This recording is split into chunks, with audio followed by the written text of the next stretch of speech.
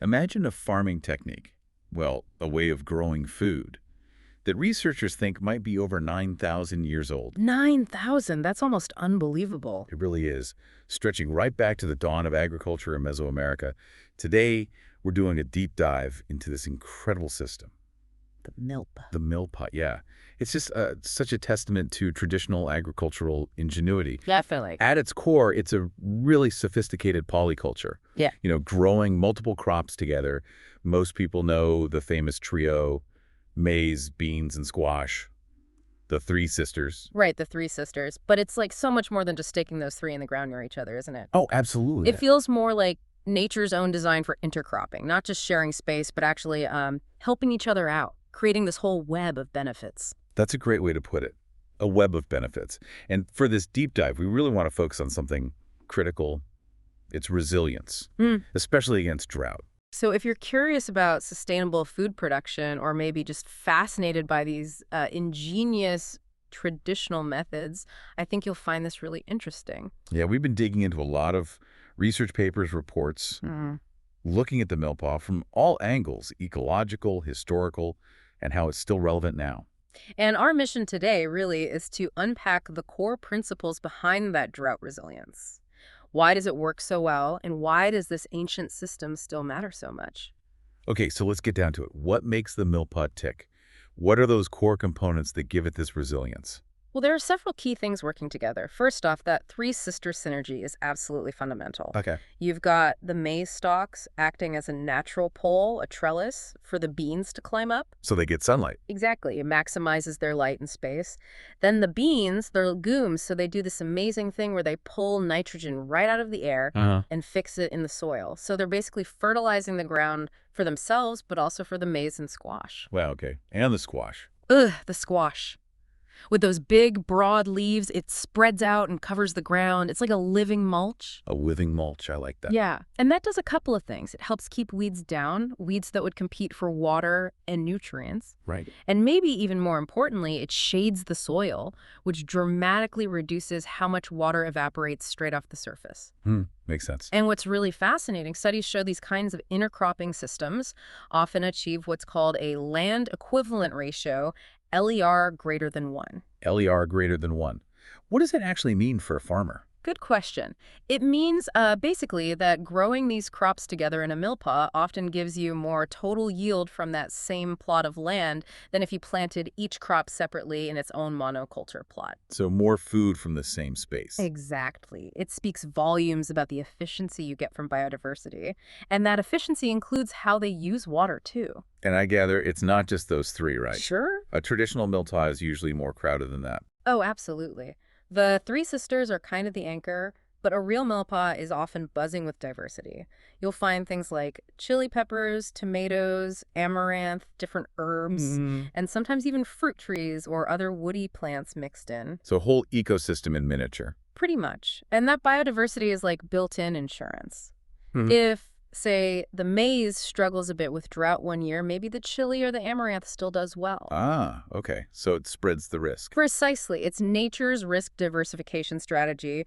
Don't put all your eggs in one basket or maybe all your seeds in one crop type. Makes total sense. Right. And the milpa isn't just planted year after year in the same spot, is it? Yeah. There's a cycle involved. Yes, that cyclical pattern of cultivation and then letting the land rest the fallow period is crucial for long-term sustainability. Right. After they harvest for a few years, the land is left alone to regenerate.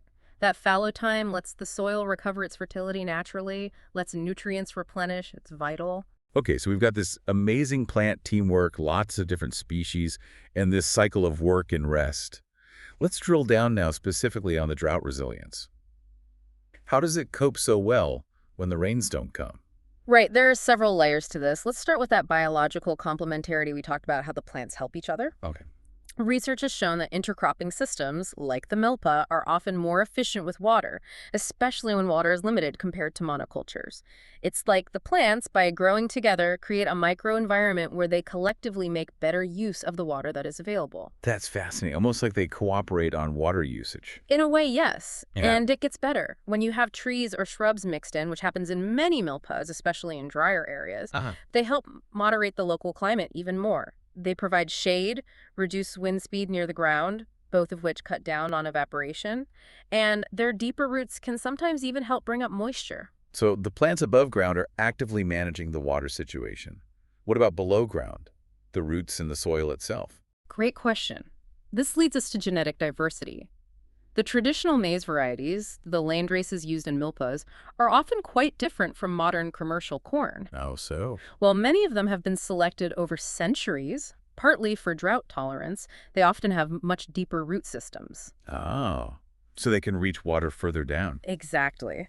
Studies have actually shown these land races can outperform modern varieties when drought hits hard because they can tap into that deeper soil moisture. So it's generations of farmers selecting the toughest plants. Precisely.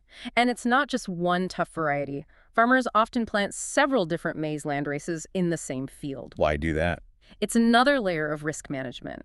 Rainfall can be so variable. One variety might handle an early drought better. Another might cope with a late-season dry spell.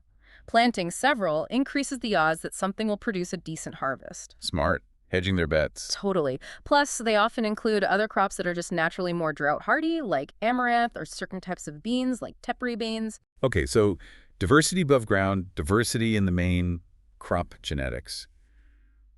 What about the soil? Healthy soil holds more water, right? Does the Milpa help build that? Absolutely fundamental. Traditional Milpa practices are fantastic for soil health.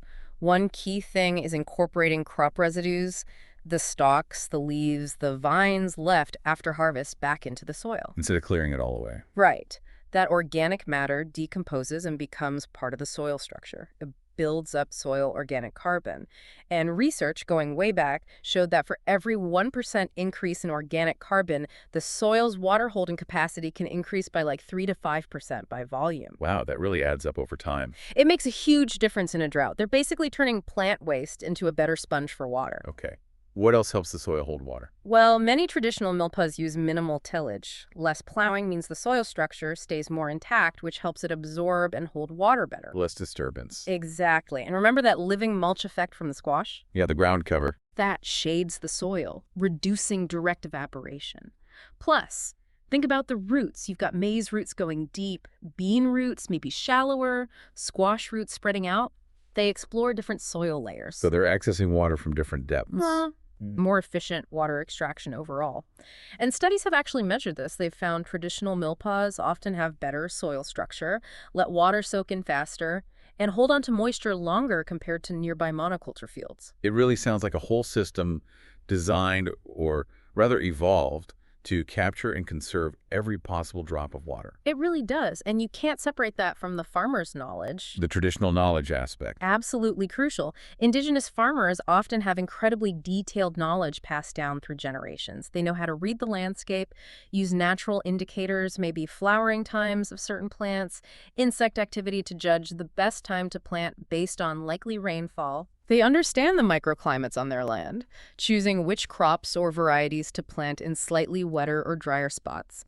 They actively select seeds year after year, saving seeds from the plants that performed best, especially in dry years. So it's this constant process of observation, adaptation, and refinement. Exactly, a living knowledge system. And all these pieces, the plant interactions, the diversity, the soil health, the farmer's management, they create a system that's just inherently more resilient. It can resist disturbance better. And recover faster. And recover faster, yes. Research on polycultures shows they tend to bounce back quicker after stresses like drought compared to simpler monocultures.